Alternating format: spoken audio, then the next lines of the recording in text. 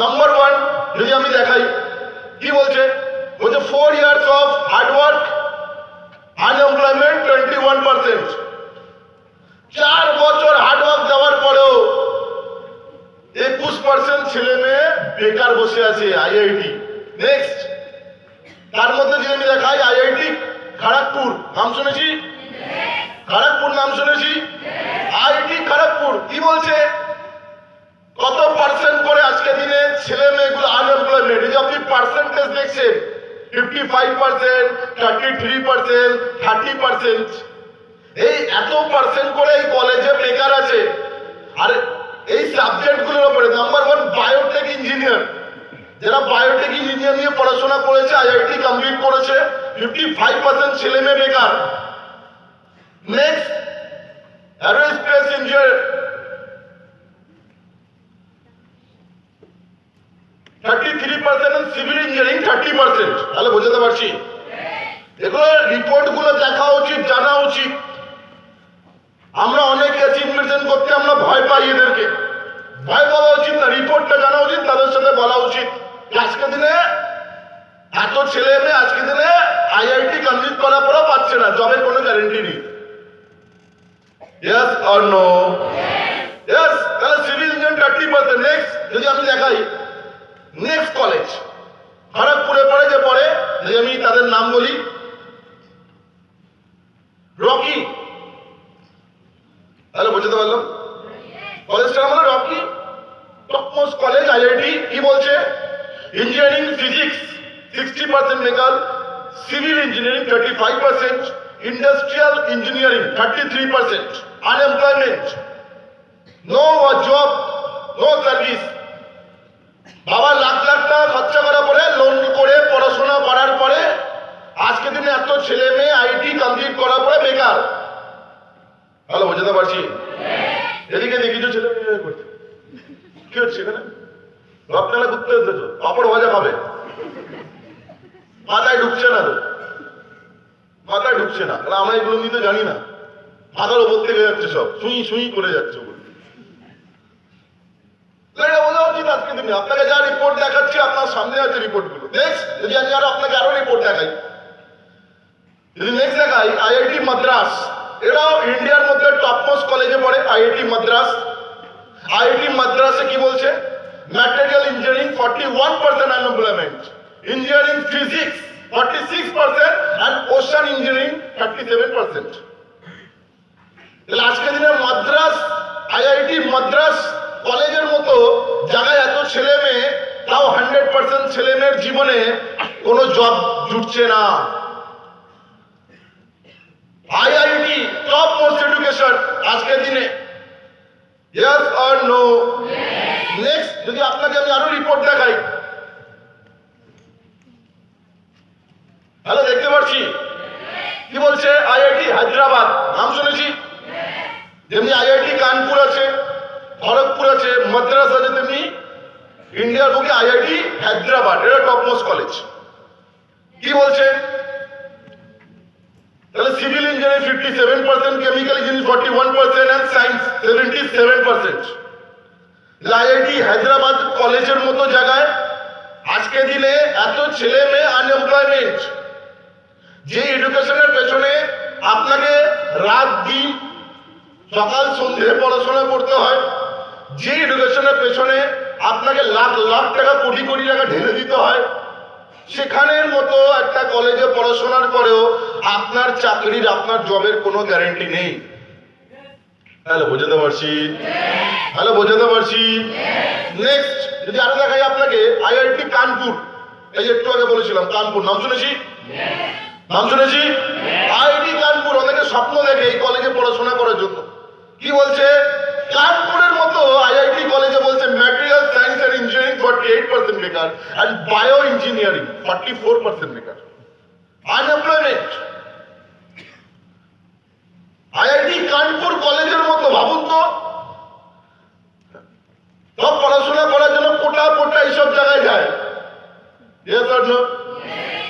আমরা কত মুভি দেখেছি, আজকে অবস্থা দেখুন, ছেলে মেয়েগুলো 1 বছর 3 বছর 4 বছর, মানে জি র্যাঙ্ক করবে তার জন্য 3-4 বছর দিচ্ছে।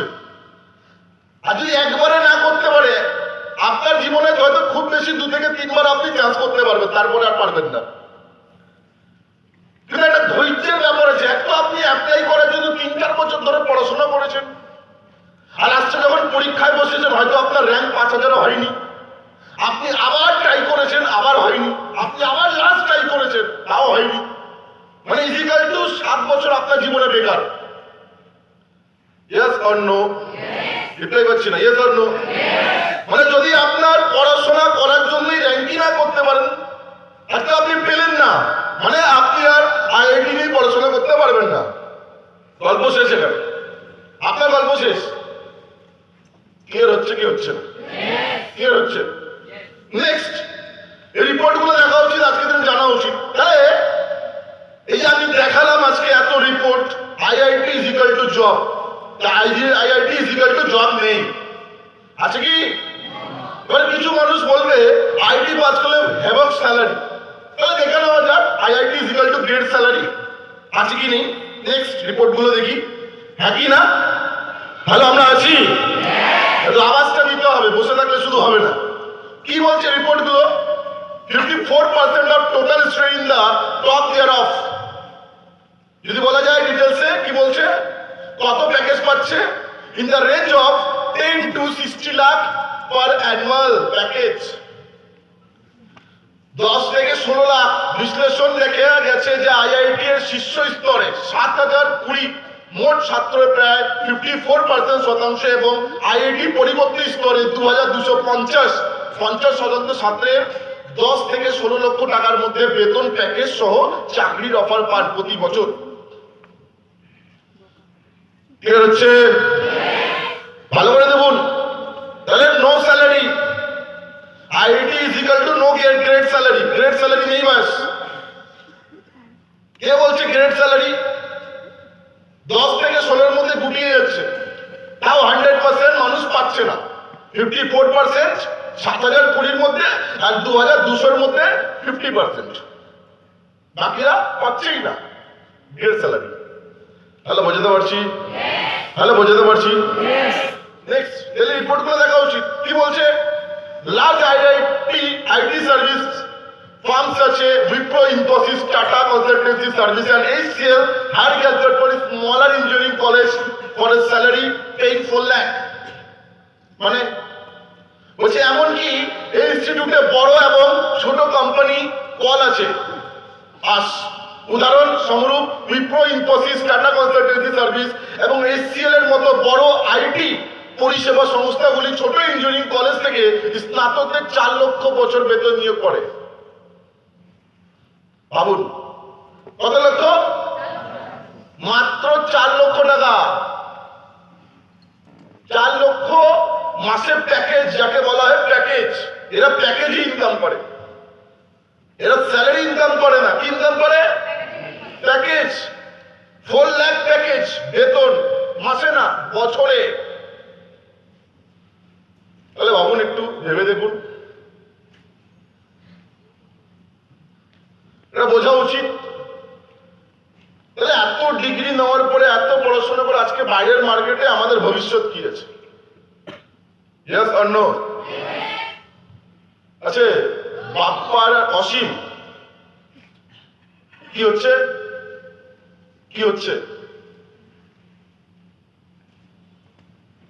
এই কিছু ট্রেনিংটা আমি আমার কিছু পার্সোনাল অফিসে কিছু ছোট টিমকে দিয়েছি, সবাইকে দিইনি, আমার পুরো টিমকে। এবার এখানে বসে থাকা হয়তো কিছু ছেলে মেয়েভাবে দেখাতে কি করছে, আমরা তো শিখেছি, আমরা তো জেনেছি, আমরা তাকে শুনেছি। আয় বলে দেখা, আয় আয় বলে দেখা, আয় হ্যালো কাম হিয়ার, আসো আসো আসো। পারবে? রিপ্লাই পাচ্ছি না স্যার।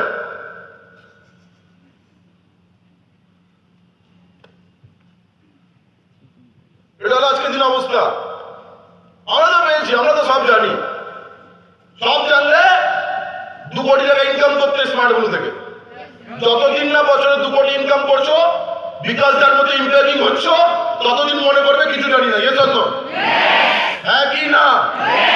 তাহলে সচিন তেন্ডুলকার একই খেলা রেগুলার প্র্যাকটিস করতো, কিন্তু কোনোদিন মনে করিনি আমি সব জানি, বহুত প্র্যাকটিস করি।